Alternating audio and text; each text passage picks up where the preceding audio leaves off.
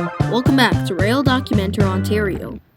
In this video, the first part of a two-part analysis, we're going to take a deep dive into the future of GO Transit and see if an 8th line for its passenger rail network is on the horizon. This is taking the GO train to Bolton. Is it possible? To begin, let's talk about what the GO Transit system looks like today. Aside from the regional bus network, GO Transit comprises 7 commuter rail lines that serve millions of commuters from dozens of towns and cities across the Greater Golden Horseshoe every single day. And since absorbing 2 passenger railways from V-Rail in 1982, GO Transit has had this familiar 7-line layout with 69 stations total. But while the provincial government hasn't announced anything about potentially adding an 8th line to the network, we know that one is likely to come in the next 10 to 20 years. GO Transit and its parent company Metrolinx have contingency plans for new lines to destinations like the cities of Peterborough, Cambridge, Brantford, or Kingston. But today's video is about taking the GO train to another small town on the outskirts of Toronto. Yes, today we're talking about GO Transit to the town of Bolton in Peel Region, Toronto's neighboring region. Bolton is technically not a town, rather being a community within the town of Caledon, which is mostly made up of little hamlets and a whole lot of farmland anyways, so Bolton can be a town in today's video. This town is home to 27,000 people and is already accessible by GO Transit through the 38 bus route between Bolton South Terminal and Malton GO Station in Brampton. But while this singular bus route suffices for the town of Bolton now, the town will grow larger and larger in the future, with a 400 series highway to back it up. More and more will be moving to Bolton for affordable housing and its advantageous proximity to downtown Toronto, while being able to enjoy a more rural lifestyle just a 5-minute drive away. This is why it would be in GO Transit's interest to explore taking the GO train to Bolton by means of a new corridor, preferably named the Bolton Line. In fact, Metrolinx has looked into it, and some of GO Transit's biggest fans who want to see a massive GO Transit network like this one or this one. On most of these fan-made maps, the Bolton line always makes either a purple or yellow appearance, and we'll use purple for the sake of this video. So gathering what both urban planners, fan map makers, and the province have said about rail service to Bolton, we can make a proper map detailing what a Bolton line could look like.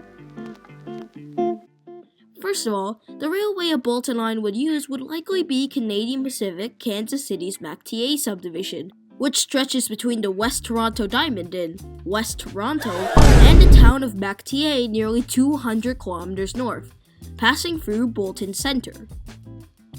The first hurdle of creating the Bolton line would likely be getting the Canadian Pacific Railway to lease the MacTA subdivision tracks to us, as after all, this is Canadian Pacific's one and only north-south railway through Toronto, meaning all the freight they export from Western Canada comes to Southern Ontario through this one railway. It would be a tough asset to share, but let's say CP is benevolent enough to lease Metrolinx the MacTA subdivision. Now we have to think about the stations the line would have.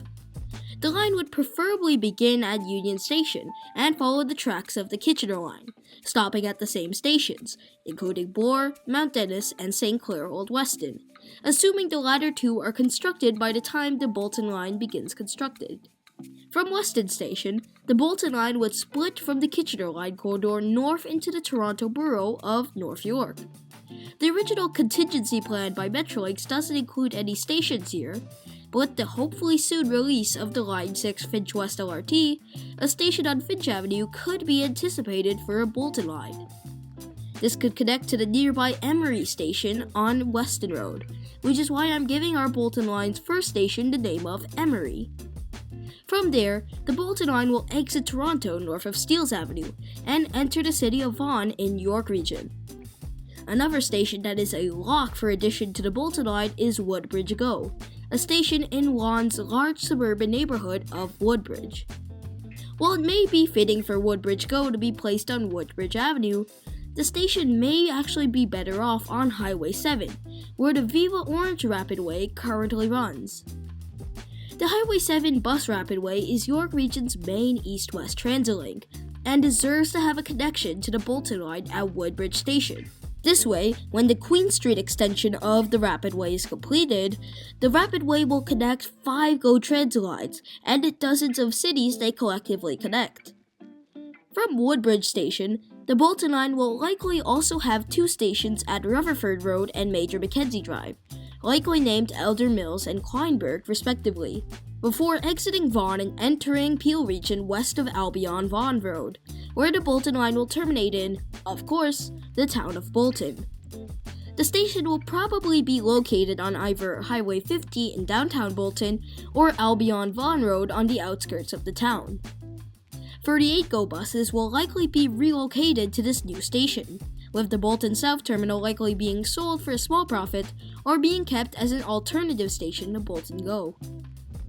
Overall, this is my depiction of what the Bolton line would probably look like. I know it looks short, but these 5 stations alone will serve tens of thousands or even hundreds of thousands of commuters much more efficiently than the singular GO bus route that serves Bolton today.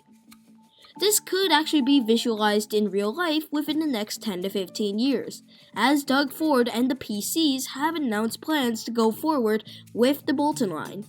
But of course, take that with a grain of salt.